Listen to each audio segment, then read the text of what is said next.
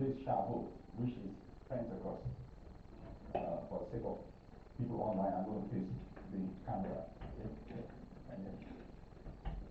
Okay. Hallelujah. So,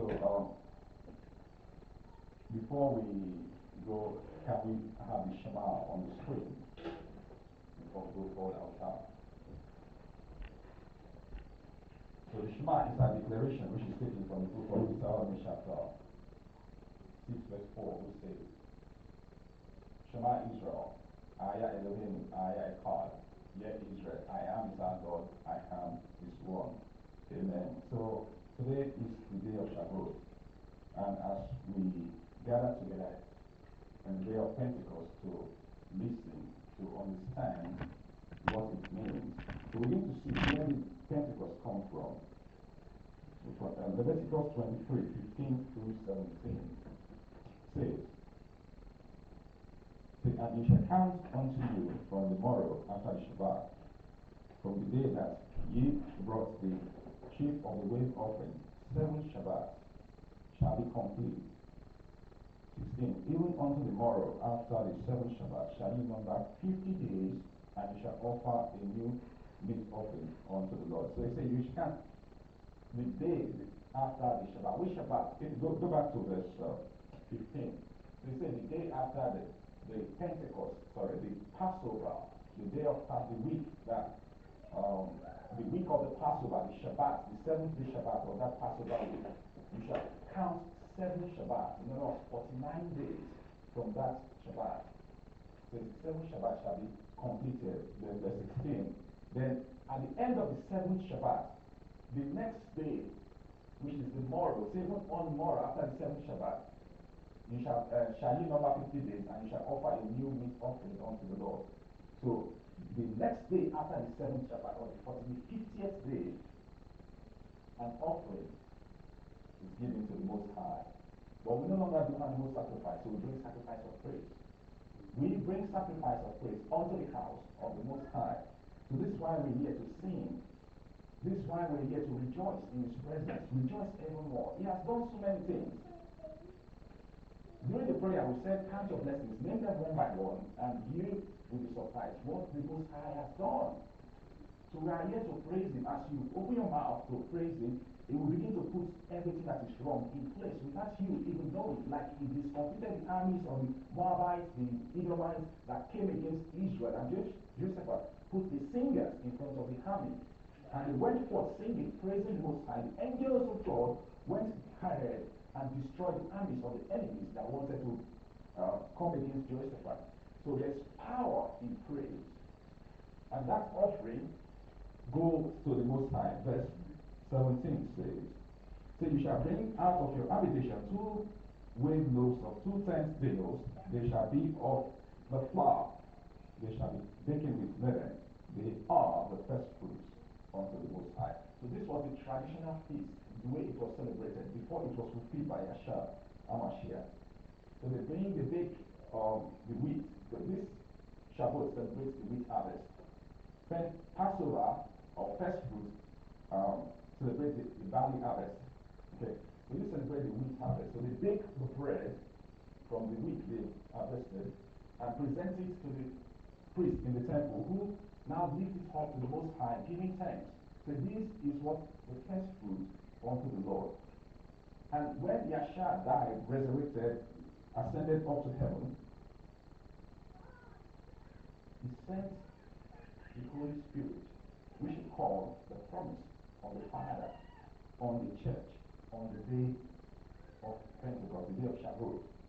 Acts chapter 2, 1 through 4. We'll take verse 1 and then go down the verse. Acts chapter 2, verse 1 says, and when the day of Pentecost was fully come, they were all with one accord in one place. The day of Pentecost, the disciples, they were in one place, but there's something you can see. One accord, in agreement. Can two walk together except they be in agreement? So they were in unity. They were in unity of spirit, of purpose. The spirit and the flesh linked together. They were with one mind. And this one accord, this was why the builders of the Tower of Babel why the Most High came and destroyed their work, because of one accord. So the people are what? One speech and one mind. So once they agree, so there's nothing that will be restrained from them. Anything they imagine in their heart, nothing can stop them from putting that into action. And even these last days, Revelation chapter 17, the scripture said the 10 kings, the kings of Europe, will give their power unto the beast, the Antichrist. Say they are one mind. So the power of one. The disciples, they were in one accord, in agreement, and the Spirit of God came upon them. Psalm 133 verse 1. Psalm 133 verse 1 says, "So behold, how good and how pleasant it is for brethren to dwell together in unity." So if we are to achieve anything, there must be unity among the believers, among those who call upon the name of the Most High. There cannot be disunity because the Spirit of God may not come. It doesn't inhabit a place of confusion, a place of quarrel, a place of division, a place of strife. No. There must be unity built upon the foundation of the truth of the Scriptures. And Scripture said it is good and it's a pleasant thing that when brethren come together, it is a singleness of purpose. It is for a righteous cause. There's unity in their midst. John chapter 17, 21 through 23 says, 21 says, so this is Yahshua praying before he went to the cross. So then that they all may be one, as thou, Father, art in me, and I in thee, that they also may be one in us, that the world may believe that thou hast sent me. So we see this is one. The disciples have lectured for the past 3 years, 3.5 years. He's praying to the Father that they may be one, as we, the Father and the Son, are one. So this is what we should be praying, that the believers, it has nothing to do with different labels. People will always go on different labels. But despite the differences in labels, we are all one in the same worship of the Most High. We are all one in carrying out the same purpose, to make disciples of all nations. We are all one in humbling ourselves before the Most High. We are all one in pushing forward the advancement.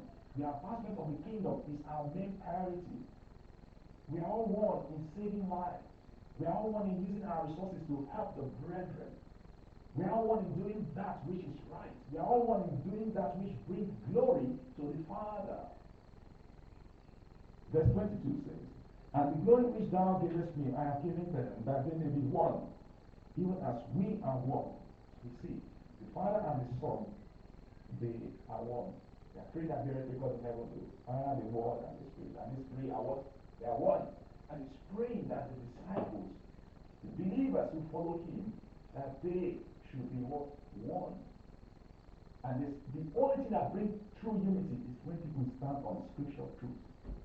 That is the only thing that brings true unity. Why do we have division today? Because man-made tradition has come into the body of Christ. The body of Messiah. People substitute man-made tradition for the word of God. That is why we have disunity, division. And people want to elevate themselves above that which they should. So that is why there's problem in the house of worship today. Verse 23. "Hide them, thou in me, that they may be made perfect in one, and that the world may know that thou hast sent me, and hast loved me as thou hast loved them." To hide Christ in us, the hope of glory. Hides he in us by the Spirit. He dwells in us by the Holy Spirit. And when the Spirit of God comes into our life, He will bring to perfection everything that is not right.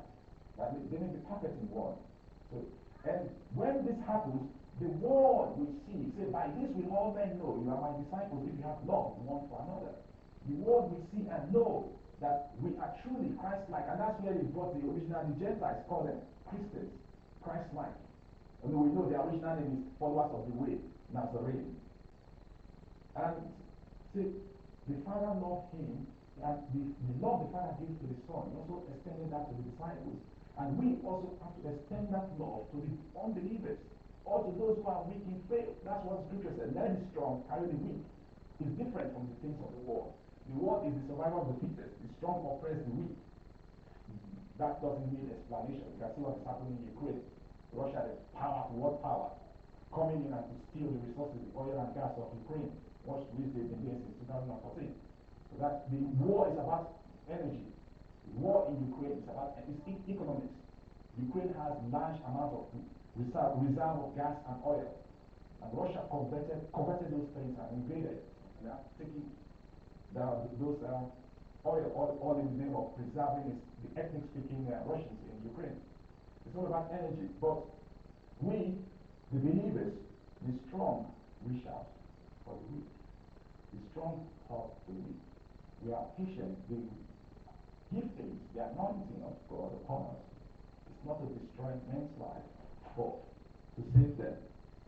Now we go back again to Acts chapter 2, verse 2. It says, because if you see verse 1, it says, they were all in one accord, in one place, and suddenly there came a sound from heaven as of a rushing mighty wind, and it filled all the house where they were sitting. Verse 3, and there appeared unto them cloven tongues like as of fire, and sat upon each of them, and they were all filled with the Holy Spirit, and began to speak with one tongue, as the Spirit gave them utterance. So the Spirit of God came upon the believers, because they were not only were they in one place, they were in one accord. There was no selfish inclination in the heart of any. If you read the beginning of the church, the birth of the assembly, the congregation of the Most High, you see, they have everything in common. Nobody was trying to use the house of God as a means to an end, to become famous, to have many likes on the social media. They join this church because they feel, oh, there are people there, the church has a name, the congregation has a name. So that's why they go. Not because they want to worship or they want to know the Most High. They join big congregation to belong. That is where it's happening. A trending place. But the Spirit of God came down upon a little congregation. When Christ fed the people with bread and fish, there were about 5,000 men, besides women and children, and there was about 20,000 people. But on the day of Pentecost, how many were there? 120, 120, just 120 out of 20,000. See how it was reduced to 120, like the armies of Gideon from 33,000 reduced to 300. So the Most High did not move with the crowd. No, He did say little flock, but as long as those little flock, there's unity, they will pull down mountains. One shall chase 1,000, two shall chase what? 10,000. So do not look at numbers, just look at what unity. Two of you shall agree as touching anything on earth, it shall be done for you.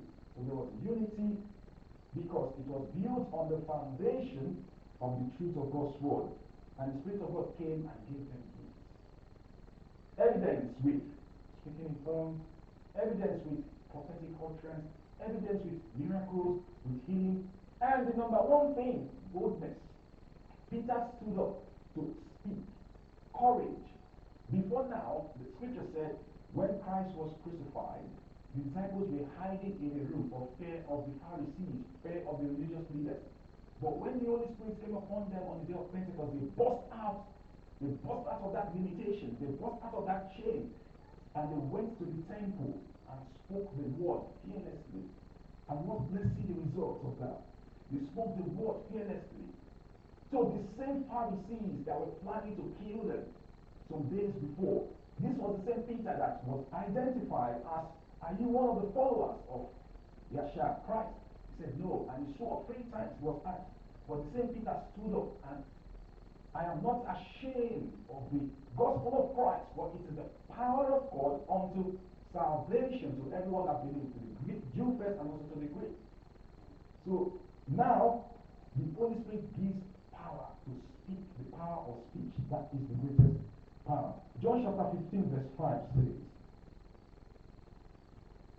I am the vine, You are the branches. He that abideth in me, and I in him, the same bring forth much fruit. For without me, you can do nothing. Without the power of the Holy Spirit given to us by the blood of the Lamb, after you've been washed, you can do nothing. Look at what happened to Samson when the Spirit of God left him. He became weak as any other man. Look at what happened to Peter. He was afraid to identify himself with Messiah. But when the Spirit of God came, you can see the boldness. And the Spirit of God is in us to do something. Bring forth much fruit.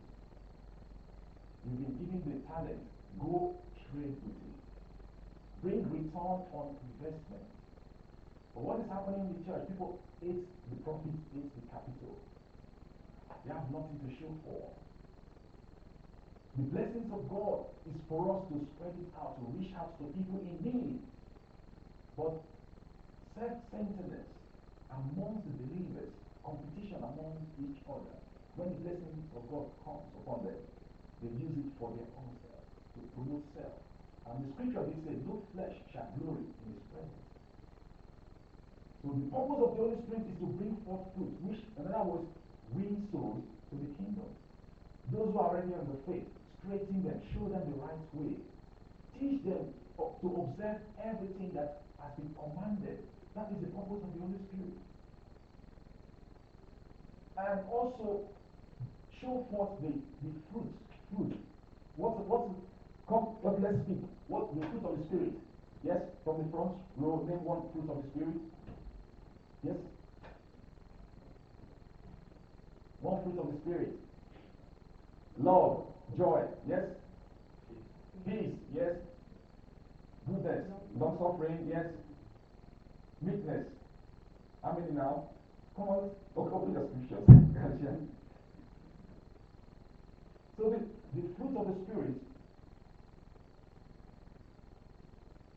is evident in the life of I think Galatians 6:20, from 20 to 21, Galatians 6:8.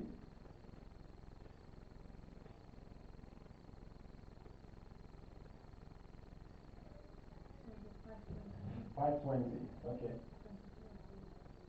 From 20.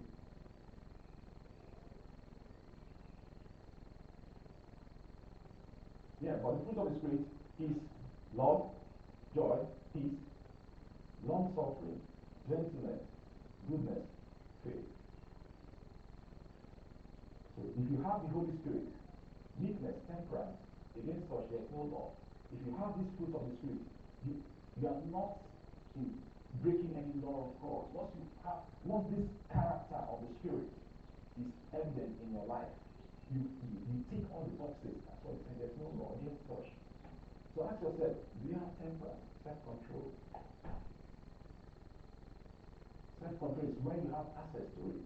The cookie jar is there, but you have control yourself. Not to dip your hand in. Mom or dad said take only one. When they are not looking, put two in your pocket. So self-control, meekness. Meekness is when you have the power to bring down the house. But you choose to be meek. You choose to turn the other cheek. Let's go. Just go on to verse 22. Faith, believe. Faith comes by hearing, and hearing by the word of God. Do you believe the scriptures, the written word of the scriptures, the revelation word of the scriptures? And goodness. Show good. Even the Bible scripture says, do not be overcome by evil, but overcome evil with good. Do not repay evil for evil. Okay? Every side we give what we have. If the neighbor threw garbage across the fence, we throw flowers across. So your behavior is not dependent on what the people do, the changes or the unfavorable circumstances around you. Goodness, gentleness. Gentle as a lamb. Gentleness is not weakness. It's what people make a mistake. It's not weakness. You choose your battle. You allow some to just go. Gentleness. Long suffering. Many are the afflictions of the righteous, but the Most High delivered me from them all. You're able to endure. You start a race, you must finish it. Despite right there as on the stake, on the tree, the Pharisees, they started to mock Messiah, start to mock Yeshua. Say, if he comes down from the tree, we will believe in him. He saved others. He himself, he cannot save. But he was able to suffer long on that. Long suffering. Weeping may endure for the night, but joy cometh in the morning. Even now, people just look at us, oh, you guys, you don't eat pork, you keep Shabbat, you keep the feast of the Lord, you deny yourself so many things. Yeah, we're kind of suffering, in a way. While they are out there partying, having a good time of their life, we hear fellowshipping, we're studying the Word of God, we're in prayer, we're fasting, we're looking out for the best for others. Long suffering and also peace. We have peace in your heart. My peace I give to you, not as the world giveth. Do you have the grace of peace? Are you at peace with yourself? If you have only one phone, are you at peace with it? If you have only one house, are you at peace with yourself? Be content with that which you have. Are you at peace with your situation? Are you at peace with the kind of job you do? About your mental, physical, and emotional well-being, it all comes down to peace.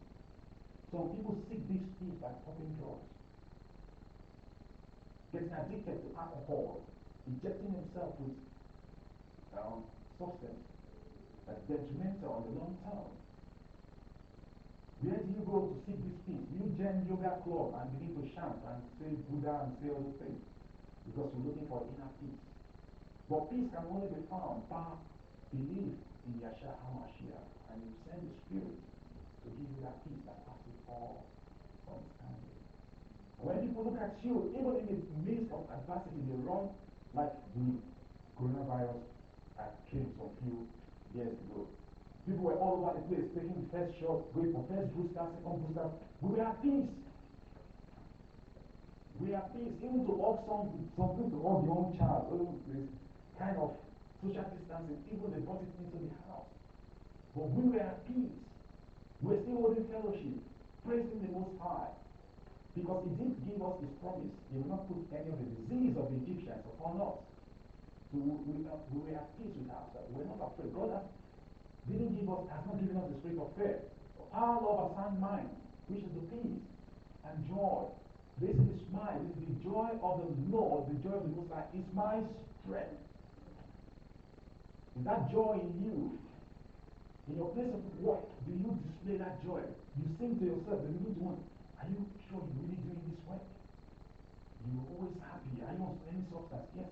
Substance of the Holy Spirit. I'm filled by his power and love. Love what we say and what we put into action. We do the word. For God so loved the world that he gave his only begotten Son.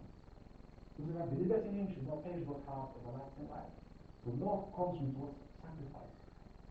We give. God commanded his love towards us, in that while we were yet sinners, Christ died for us. So tried and tried again. He came down to our level. We couldn't meet up this. He gave the Ten Commandments. We couldn't meet it. Sent us into exile. Brought us back. And he came down to our level in order to lift us up by the power of the Spirit. So that is love.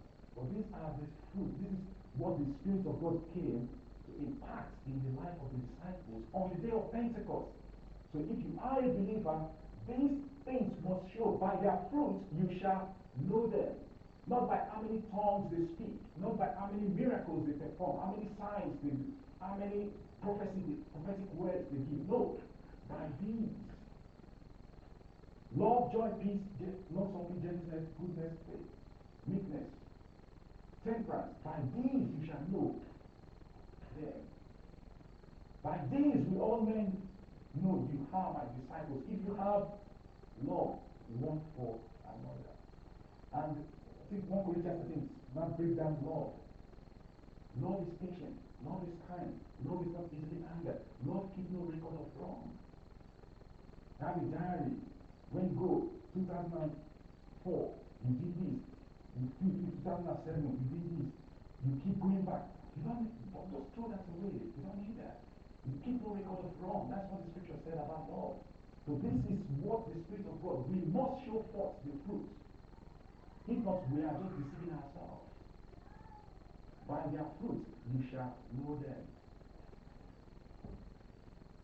Acts chapter 1, verse 8 says, Acts 1 8 says, but ye shall receive power after that the Holy Ghost is come upon you, and shall be witnesses unto me, both in Jerusalem, in all Judea and Samaria, and unto the uttermost part of the earth. So the Spirit of God, the Holy Spirit gives power to witness, to speak the gospel. Repent, for the kingdom of God is at hand.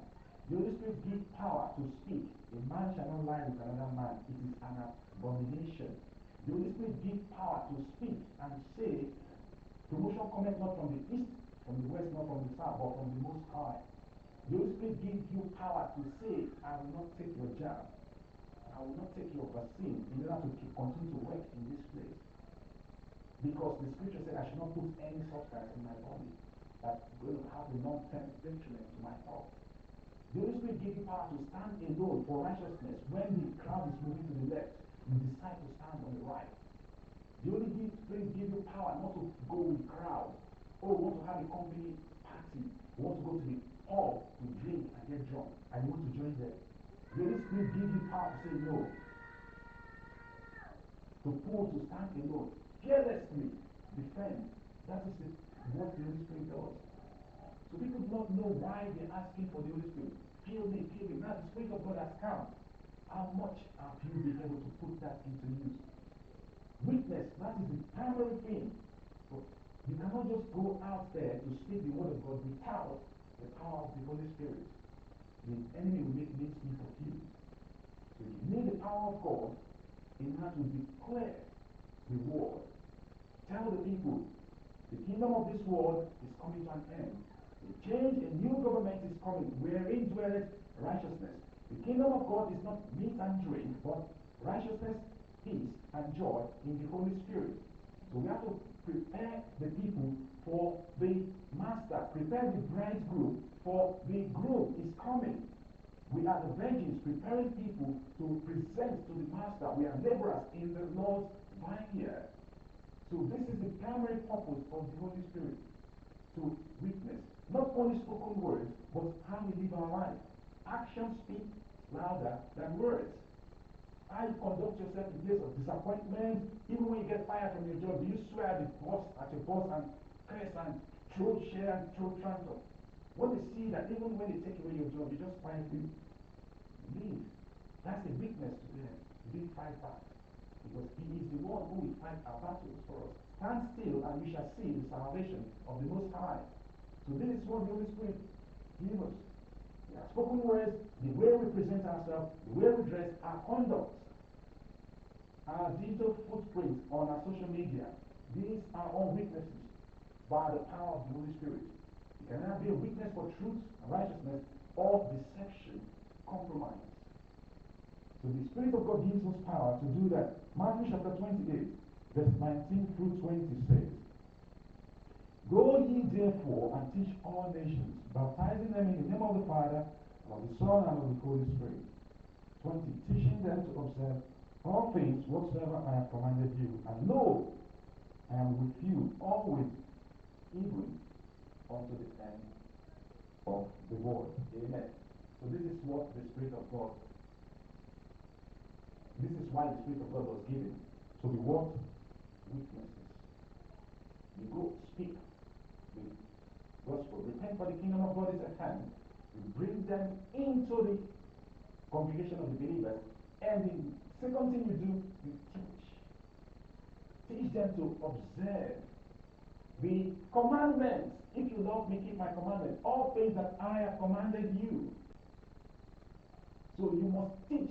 Bringing the people into the church, that is one thing. That is the many that are called. From the many that are called, the chosen ones are the ones we are to teach. We are born, we are called to serve, not to receive service. We are called to serve. So we have to teach what has been commanded. And he said he's going to be with us even unto the end of the world. He has given us the Spirit to be with us at all times. So why are you afraid of what the enemy is going to do? He that is with us is greater than them that are in the world. John chapter 14, 15 through 31. 15 says, if you love me, keep my commandments. Again, one of the fruits of the Spirit, love. And to show your love for the Most High is obedience to His commandment. Love God with all your heart, all your soul, all your mind, all your strength. This is the first and great commandment. So giving obedience to His commandment, His laws, statutes, these days is a demonstration of our love for Him. Verse 16 says, and we pray the Father, and He shall give you another comforter, that He may abide with you forever. So when you love the Most High, when you keep His commandments, when you obey His voice, obedience opens the heavens. Even when you sin, because of your obedience, you will find grace easily. Like David. Scripture said David is a man after God's own heart. Even when David sinned, he found grace in God's eye.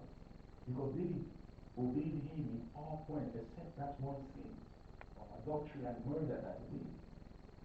But because of that, David prayed, take not your Holy Spirit from me. Restore unto me the joy of thy salvation. So the Spirit of God wasn't taken away. The Spirit of God comforted David. In the midst of failure, the righteous man falls 7 times. 7 times he gets up again. He try again, until you get the breakthrough. Keep praying. Do not faint. Do not grow weary. In good season, in good time, you will reap if you faint not. Verse 17 says, even the Spirit of truth, whom the world cannot receive, because it seeth Him not, neither knoweth Him, but you know Him, for He dwelleth with you and shall be in you. So see, the Holy Spirit brings everything to life. He gives the Spirit of truth. But the Bible says, once you begin to speak the truth, the world will hate you. Because this world system is not built on truth. It's built on deception, pillaging, robbery, lies, converting one another back and front, stabbing. That is where the world system is built. Political correctness, which is against Scripture. So when you start to speak the Spirit, you fill with the Spirit of truth, and you speak truth in the office, they hate you. Do not be surprised, because they cannot receive you. Your light is too strong for their darkness. You bring in confusion in their darkness. You stop them from carrying out the evil which they are used to. They can no longer swear in your presence, because they want to swear. When they see you standing there in office, they are conscious of the words that they speak, the things that they do which are not right. So you are like a restraining force on them, and that makes them feel uncomfortable. So they cannot receive you. Verse 18 says, I will not leave you comfortless. I will come to you. And He did, by the Spirit. So He's there to comfort us, our comforter. In times of bereavement, in times of need, in times of depression, in times of darkness, in times of loneliness, in times of job loss, in times of mortgage foreclosure, sickness, pain, disease. He will not leave us comfortless. Call upon Him, call upon the Most High in the day of trouble, and He shall deliver thee, and you will glorify Him for that. So He will never leave us comfortless. When you are in trouble, the first point of call is heaven. Go directly to the Spirit. Whatever situation there is, it is the first point of call. Verse 18 says, to get it a little while, and the world seeth me no more, but ye see me, because I live, ye shall live. The Spirit of life, the Spirit of truth, is in Messiah. And because He has that, He has also extended that to us. Because He lived, He shall live. He died and rose again. So even if we succumb to one of two diseases or the failings of the flesh, we have the assurance of the resurrection unto everlasting life. Because if we shall live. Verse 20 says, and at that day you shall know that I am in the Father, and ye in me, and I in you. He that hath my commandments and keepeth them, he it is that loveth me, and he that loveth me shall be loved of my Father, and I will love him, and will manifest myself with him. So the proof that you love the Most High is in obedience. If you keep God's commandments, which is summarized into two, love the Lord God with all your heart, all your soul, all your strength, and all your mind. Love your neighbor as yourself. On these two commands, and all the laws and the prophets. Once you put that into action, then the Son is going to manifest himself in you. And the Father will also love you. Because if you have not the Son, you have not the Father. 22 says, Judas said unto him, not Iscariot, Lord, how is it that thou wilt manifest thyself unto us, and not to the world? Jesus answered and said unto him, if the man love me, he will keep my word, and my Father will love him, and we will come unto him and make our abode with him. So what is our body today? The temple of the Holy Spirit. So the Spirit of God dwells in us.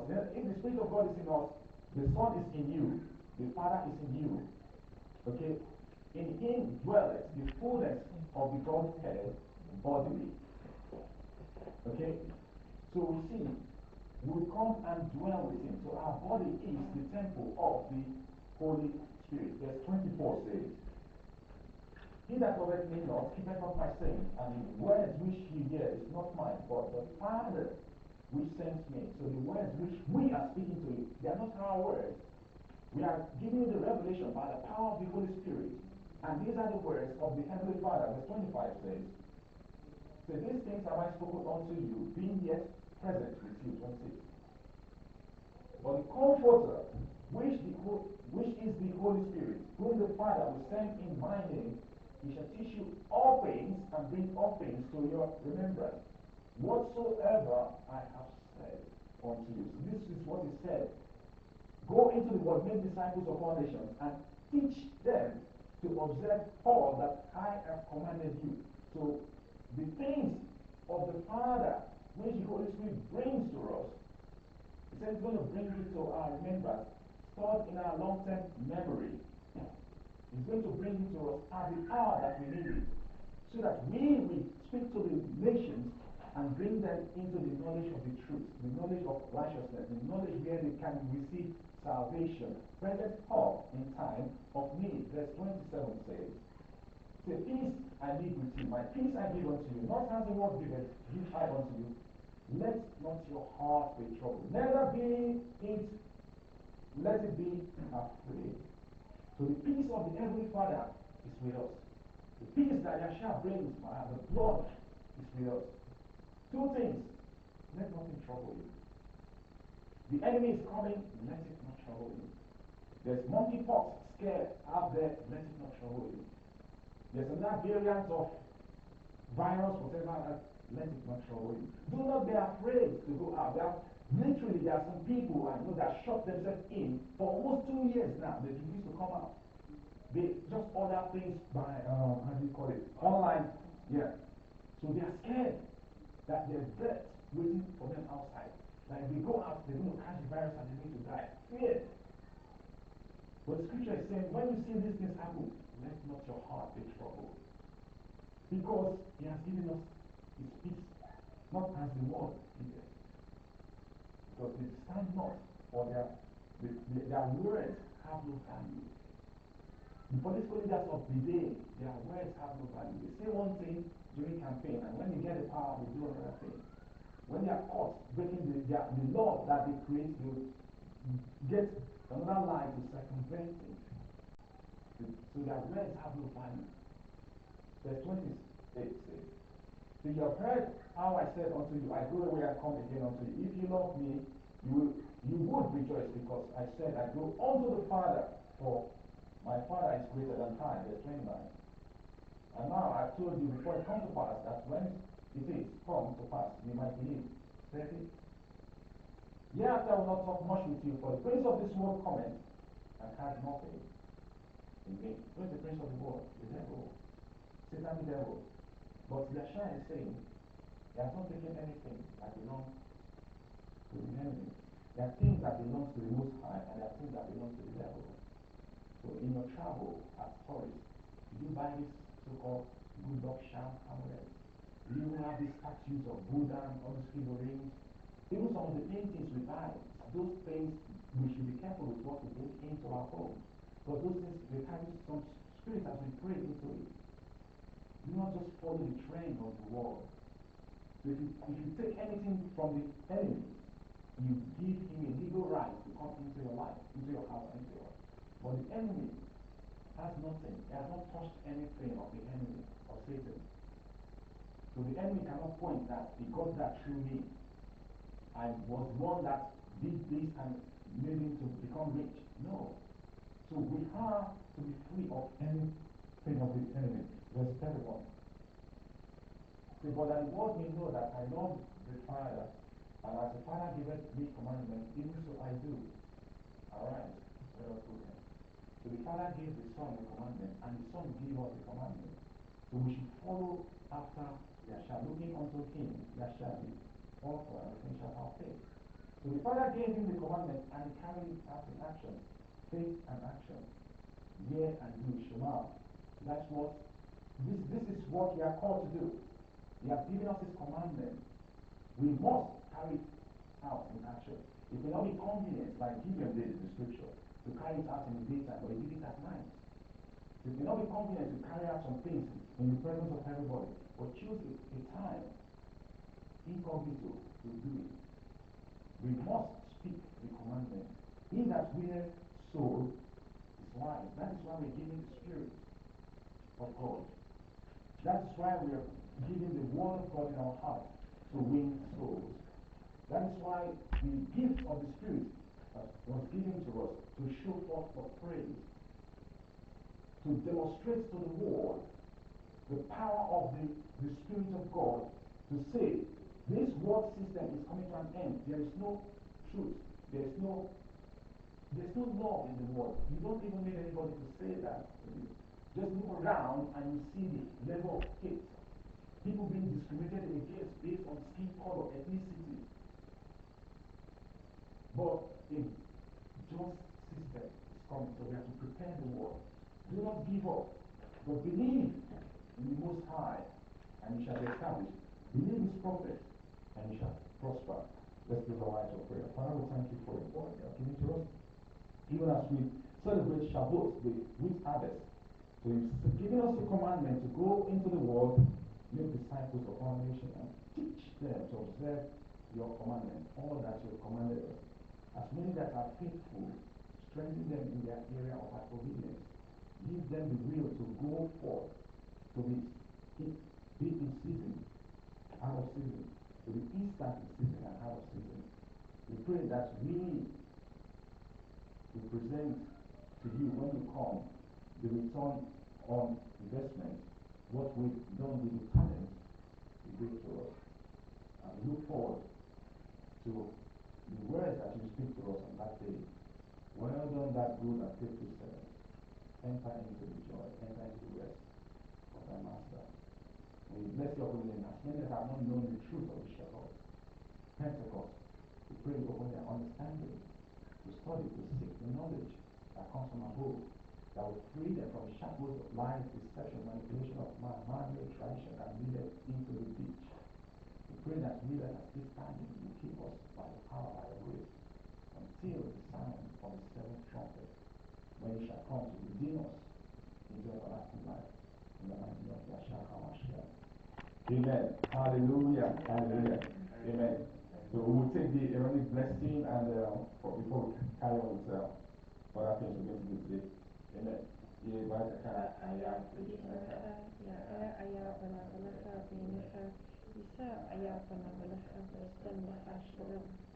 Bless you and keep you, and shine upon you, precious name. Shalom, shalom.